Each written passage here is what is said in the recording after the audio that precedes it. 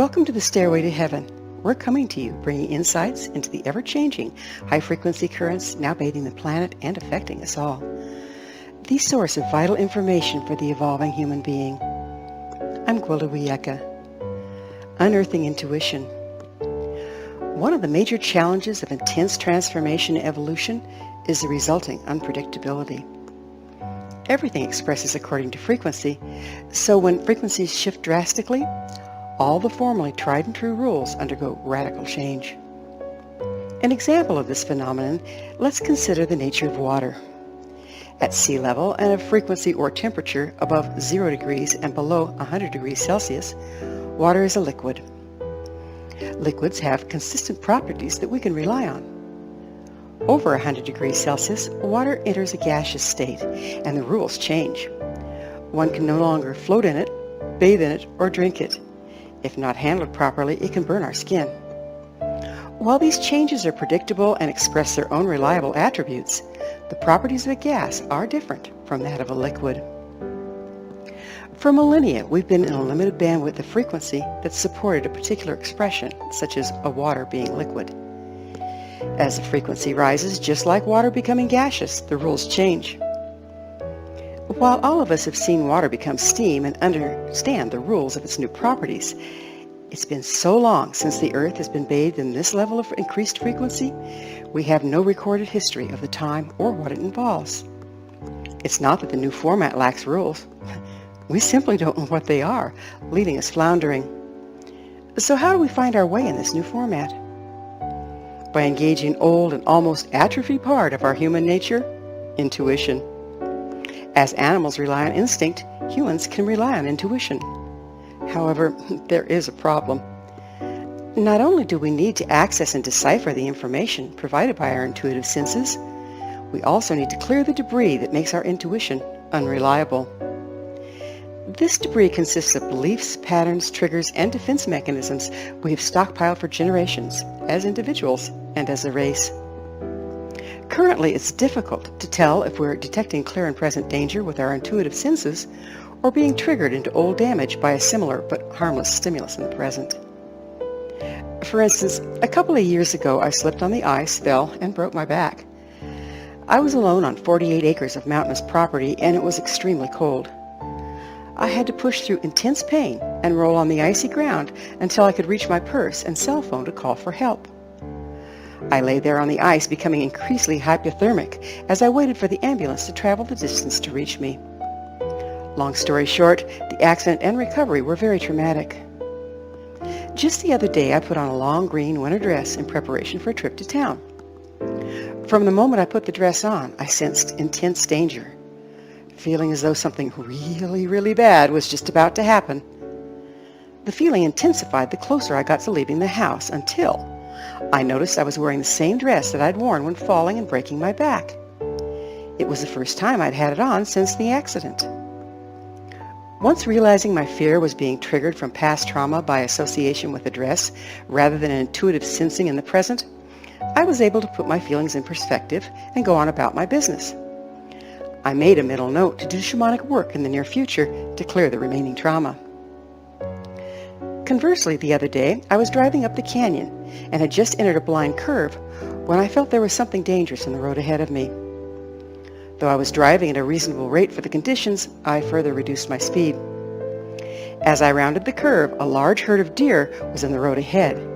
Had I not slowed down, I would not have been able to avoid hitting them. Now that was intuition.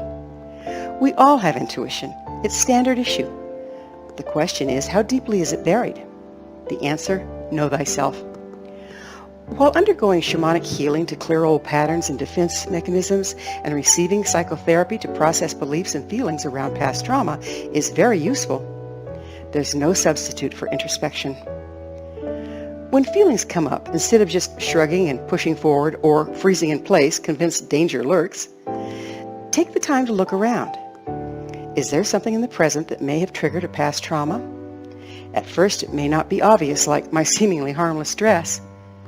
I really had no idea I still carried trauma from my fall, so it took me some time to noodle it out. On the other hand, it's always wise to err on the side of caution. While I'm sure my slowing down on the curve enraged the truck driver behind me, it was a harmless precaution that prevented me from running into a herd of deer and getting rear-ended by a tailgater. Another important tool in unearthing intuition is to journal these events in detail. Be sure to include all the thoughts and feelings you experienced at the time. By recording and rereading them, you'll soon be able to start to tell the difference between a trigger and a premonition. A major advantage, or challenge, depending on your point of view, of being exposed to the increase in frequency is that it brings up the past history and puts pressure on all our old patterns and triggers and defenses. These restrictions are firmly lodged in all 4 levels of our being: physical, emotional, mental, and spiritual. On the physical level, we hold old trauma in our body in the form of what some have referred to as miasms. These restrictions are left untreated. They not only cause localized pain and illness, but are also passed down genetically. One strange property of a miasm is that when accessed by, say, through body work or massage, or for that matter, simple body positioning, they can bring up memories and feelings associated with the original trauma. When activated, these past experiences are so vivid, it's next to impossible to tell them from intuition in the present. On the emotional level, past trauma can be triggered by a similar stimulus in the present. One of my clients had a volatile, abusive mother who always wore rose perfume. As an adult, the smell of roses would trigger him into an extremely emotional response. Until we worked with it and uncovered the stimulus, he was unaware his panic attacks were brought up by the smell of roses. They seemed to come out of nowhere, leaving him feeling young, victimized, and unable to make decisions for fear of drawing attack. He translated his fear of attack as something bad about to happen in the present, rather than a past event. On the mental level, any experience, particularly a traumatic one, when repeated, creates a neurological association that becomes a ruts. This causes a knee-jerk stimulus response reaction that can be extremely debilitating. When triggered into the neurological ruts, we're living, perceiving, and responding from the past rather than the present. Again, it's impossible to access intuitive information about current events when locked in past trauma.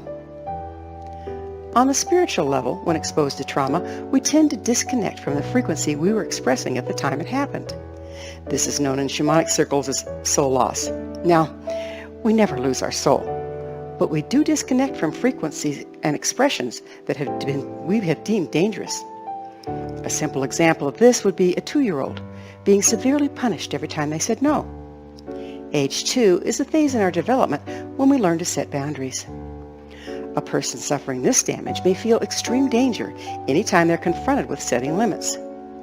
This aversion can easily be mistaken for intuition of clear and present danger. Taking all of this into consideration, it becomes clear we tend to spend an amazing amount of time triggered into past events. As long as we spend so much time in the past, we're much less present to interact with and develop our intuition. Across the ages, in the absence of shamanic healing, the tried and true method of dealing with trauma was to stuff it and go on.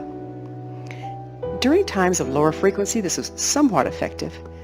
However, as individuals and as a species over time, we've accumulated quite a bit of unprocessed trauma. Currently, the rapidly increasing frequency is bringing additional pressure to bear on all the places we're locked down, on all 4 levels: physical, emotional, mental, and spiritual. If we don't deal with the backlog, we're not only unable to tell triggers from intuition, but will become increasingly overwhelmed, disoriented, and even delusional. The key here is to stay in process, work your stuff, so to speak. The more processed we become, the clearer access we have to intuition. The better we know ourselves, our patterns, defense mechanisms, and limitations, the more aware we are when receiving vital information that may very well save our lives. Thank you for joining me, Gwilda Wiyaka, on the Stairway to Heaven, where we provide updates on the energetic currents facilitating our evolution into conscious, powerful co-creators. Until next time, may you be blessed on your sacred path to wholeness. We are here. The time is now.